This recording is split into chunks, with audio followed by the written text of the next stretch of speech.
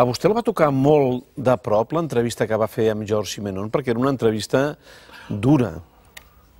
Ah oui, parce que, vous savez, ça a été un coup de tonnerre. Simenon avait dit qu'il ne publierait plus jamais de livre, et puis voilà qu'on annonce les mémoires intimes de Georges Simenon. Stupéfaction, on se dit, mais qu'est-ce qui lui arrive?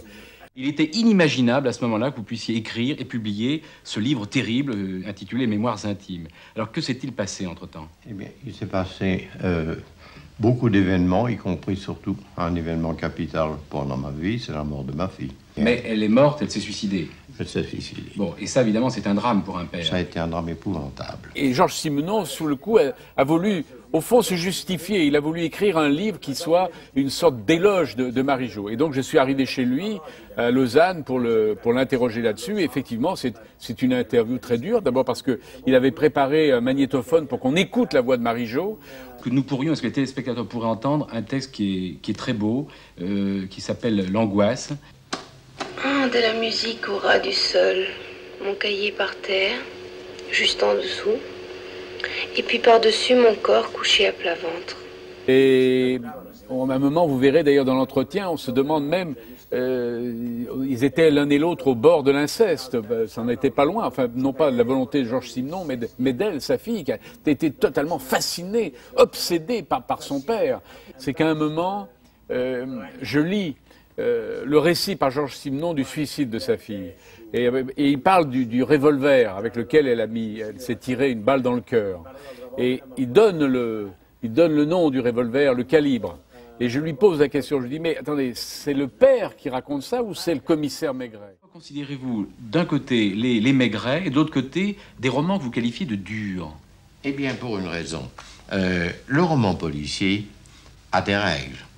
Et des règles, ce sont des rampes, comme des rampes d'escalier. C'est-à-dire qu'il y a un mort, il y a un enquêteur ou plusieurs enquêteurs, et il y a un assassin, donc une énigme. Donc, vous devez suivre des règles bien déterminées. Tandis que ce que j'appelle mes romans durs, c'est pas moi d'ailleurs qui ai dit dur le premier, c'est tout simplement des romans où il n'y a pas de rampe. Quand j'ai senti que j'étais capable d'écrire un roman sans rampe, c'est-à-dire sans avoir telle et telle règle à suivre, j'ai écrit ce que j'ai appelé mes romans durs. D'abord, c'est pas donné à tout le monde de mener des doubles et triples vies comme ça. Et d'ailleurs, au cours de l'entretien, il se flatte d'avoir eu 10 000 femmes. Et le chiffre ne lui paraît pas extraordinaire. Moi, il me paraît quand même assez extraordinaire, je l'avoue. Et donc, oui, mais c'est sa vie, c'est comme ça. Ils s'en vantent pas, hein. Ils se vantent pas du tout. C'est que je voulais toujours connaître autre chose. J'ai cherché l'homme. Au fond, j'étais à la recherche de l'homme. Eh bien, l'homme, c'est chez la femme que je le trouvais. Peut-être parce que la femme est plus transparente, peut-être parce que la femme, on peut avoir un contact que je ne peux pas avoir avec un homme. C'est une imagination foisonnante, mais en même temps, il avait aussi un appétit sexuel prodigieux. Et je crois que les deux vont de pair. C'est-à-dire, cette force créatrice, cette puissance d'écriture va de pair avec une puissance sexuelle hors du commun. Et c'est pourquoi, là aussi, on ne peut pas ne pas évoquer ces deux aspects dans l'œuvre et la vie de Georges Simenon.